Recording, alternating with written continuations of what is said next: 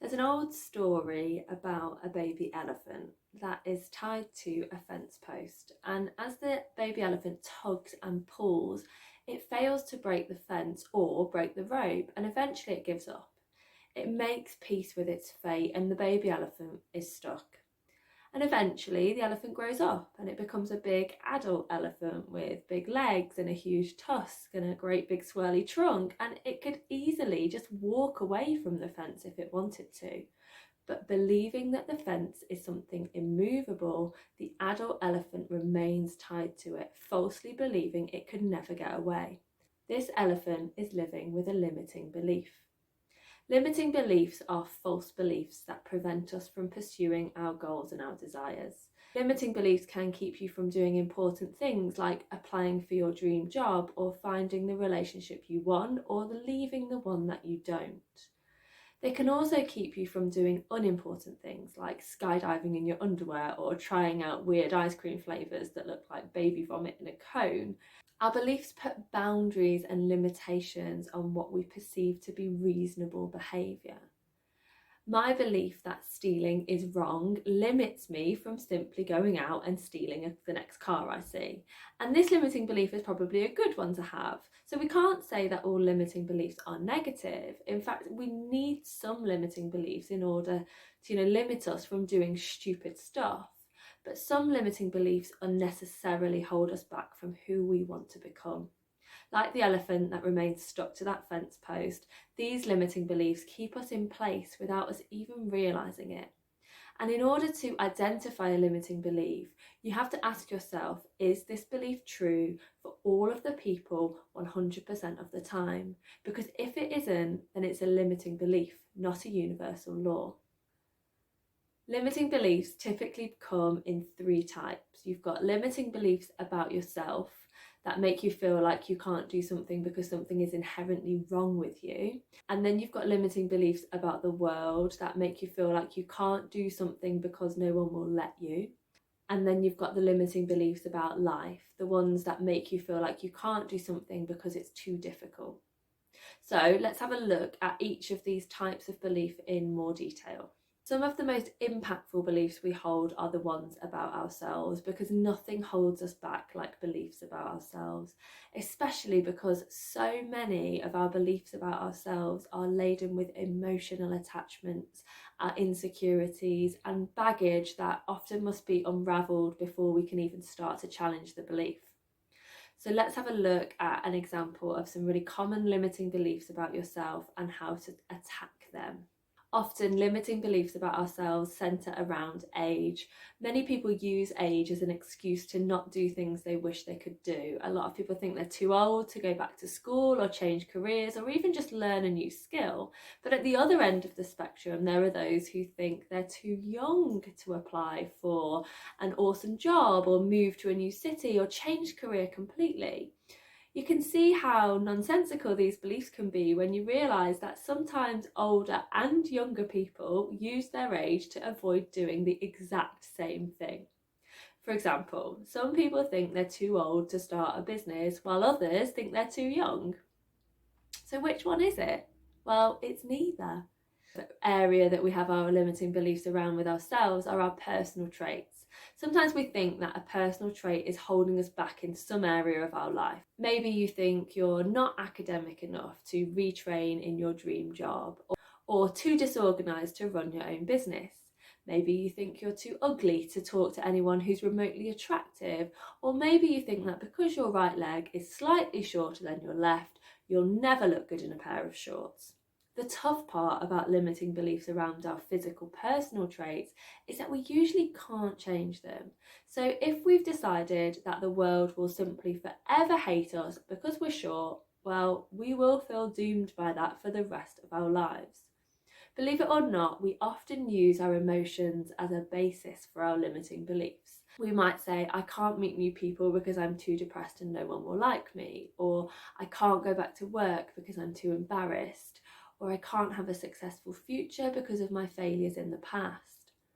But there's a paradox within these sorts of limiting beliefs. What we need to do to deal with these emotions is the very thing we're avoiding doing. If you're depressed and sad, getting out and socialising will help to destroy the depression. If you're easily embarrassed, facing judgment of others is the only way to get over that embarrassment. And if you don't accept the lessons you learned from the failures, you can't use them to create your own success. Not doing these things is what leads to the vicious cycle of these kinds of limiting beliefs. We don't do something we should because of our current feelings, and doing nothing leads to more of those feelings. Limiting beliefs about the world, because limiting beliefs aren't merely about ourselves. We also adopt many beliefs about the world. For example, I had this idea when I was young that all success is measured like my performance in school. So whatever I did, I felt like I was being marked or graded, and because getting 100% in every exam, test, homework and assignment is impossible, I always fell short of the mark. And the point is that this belief prevented me from feeling successful when doing things that I couldn't be graded on, because I had no measure by which to work out if I was good at it. Things like being creative, learning about plants and trees, listening and supporting other people, or even doing exercise. And so I just believed that I wasn't good at any of this stuff. And there are lots of other examples of limiting belief about the world that we all succumb to. Maybe the most common limiting belief revolves around disapproval, what other people will and won't allow us to do. Things like, I can't talk to them because people will think I'm weird, or I can't quit that because mum and dad will be disappointed, or I can't share my story because people won't believe me or think that I was to blame. If you're considering something and your first thought is, what would people think? You've already lost. For one, the reality is that people actually don't care nearly as much as you think they do. They're too busy worrying about what other people think of themselves to worry about you. And secondly, even if they don't approve of what you're doing, fuck them. It's your life, not theirs. They don't have to go to your miserable job every day. They don't have to live the after effects of the toxic relationship you were in. And they don't have to sit there paralysed wondering what if for years and years and years. You do. Another limiting belief that comes from the world is the sad fact that discrimination and prejudice exists everywhere. People are racist and sexist and all sorts of phobics, and whilst it's important to know and understand these realities, we also have to be careful to not allow them to prevent us from living our best life. A few examples of this are things like, I'm Asian and Asian women don't run their own businesses, so I'll never be able to start one. Or I'm short and short people make less money than tall people, so I didn't try for that promotion. I'm a woman and people don't listen to women's ideas, so I'll just keep quiet at work. One way to think about these issues is that while they may be true population-wide, they're not true from individual to individual. Yes, it's true, women are talked over more often, but that doesn't mean that your specific co-workers will talk over you. Besides, the only way to overcome these prejudices in society is for individuals to stand up for themselves. So I want to encourage you to be that individual. And remember, other people's prejudices are a reflection on them and never a reflection on you and who you are. We develop many limiting beliefs around what a normal life looks like. Most of those beliefs revolve around time, being too early, too late, and what's real and what's imaginary. And the first limiting life belief is the I missed the boat belief. This is the someone's already done that or tried that or said that or been there type of belief. And this is where we give up before we even start. Often, wannabe entrepreneurs complain that someone's already built that. But have you considered the fact that someone else is already making money off it? So it's actually evidence that you should start a business and compete with them. The aspiring novelist laments that their ideas have already been written. Well, write it better. And the 40-something divorcee gripes about how everyone their age is already taken.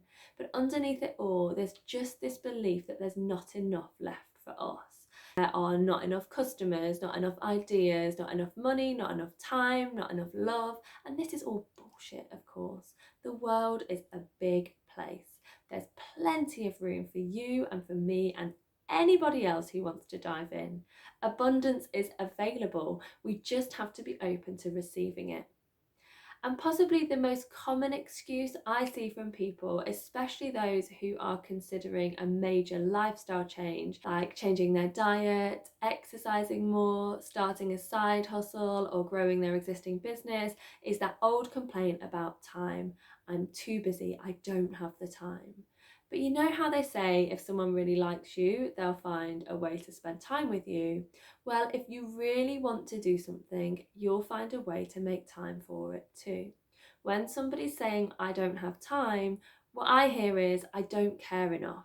Because the fact is, if you made that change a priority, you'd clear your schedule and you'd reorganize everything around it. And more often than not, what we're really prioritizing when we can't find the time is being comfortable and staying safe. We fall into our safe little routines, hide behind our safe outward identities that we've created, and we spend our time in safe little distractions that won't rock the boat that is our lives. Now, perhaps the most unshakable limiting beliefs have to do with what actually exists and what doesn't exist. Sometimes we choose to believe things are impossible as a way to prevent ourselves from trying and failing to achieve them. So things like love between two people is fleeting at best and made up at worst, so why even look for it? Or success is just a fabricated ideal created by society to control us, so why do anything?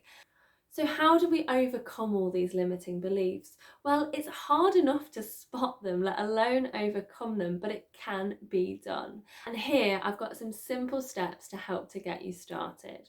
So the first thing when you've identified your limiting belief is to ask yourself, what if I'm wrong? Generally, limiting beliefs lose their power as soon as we consider that they may just not be true. Can't date because of your height? What if you're wrong? Can't get a promotion because of your gender? What if you're wrong? As a mental exercise, adopt the ability to simply question your own beliefs and find alternative possibilities. Challenge yourself to imagine where your assumption is incorrect. What would that look like? What would it take? Usually it's far less than you think. Then ask yourself, how is this belief serving me? We like to imagine ourselves to be the victims of our own limiting beliefs, but the truth is that we adopt these beliefs because they serve us in some way. The elephant believes that she can't pull away from the fence post because that belief served her at one time.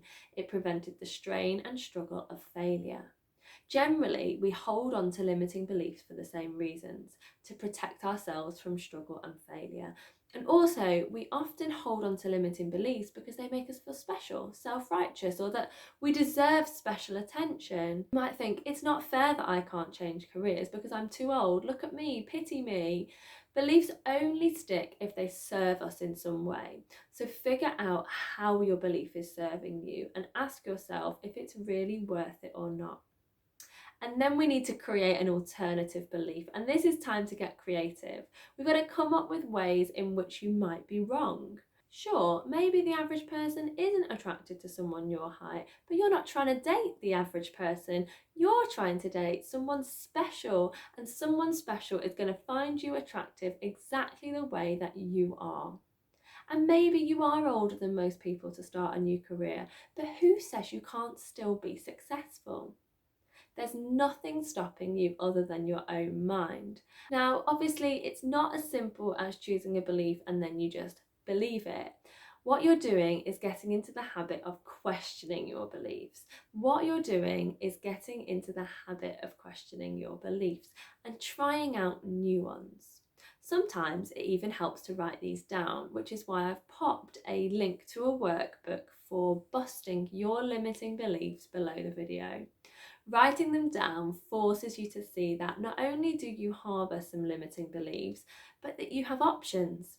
You are choosing what to believe in each and every moment, even if you don't realise it. So with repeated practice in noticing your limiting beliefs and imagining new ideas to replace them, you'll start to notice the thousands of tiny little decisions you make based on your limiting beliefs without even realising it. You'll start to notice that the same limiting beliefs that keep you from looking for a new job are the ones that are keeping you from ordering the sandwich that you actually want to eat or wearing the clothes you want to wear.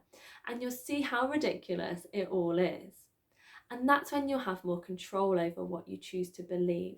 And you can test these alternative beliefs to see if they might be true. And this is the final step in overcoming any limiting beliefs. You've got to treat these alternative beliefs like they're an experiment. You've got to try them out and see if they work. Like trying on a new pair of jeans, or adding a new ingredient to a recipe, or taking a new car for a test drive. Until we're willing to actually see if these alternative beliefs play out in the real world, we can't be certain of what is true and what is not. And most of the time, we will find that we were actually wrong about what we initially believed. It simply takes the self-awareness to consider that we may have been wrong, and then the courage to go out into the world and see if we were wrong. In many ways, we can be our own worst enemies. We're confined by our own perceptions, constrained by our own understanding of true and false. We need to challenge our own understanding. We need to test out our new ideas, because we're never at the full expansion of ourselves. There's always room for growth. Just make sure you aren't the only one who's stopping it from happening.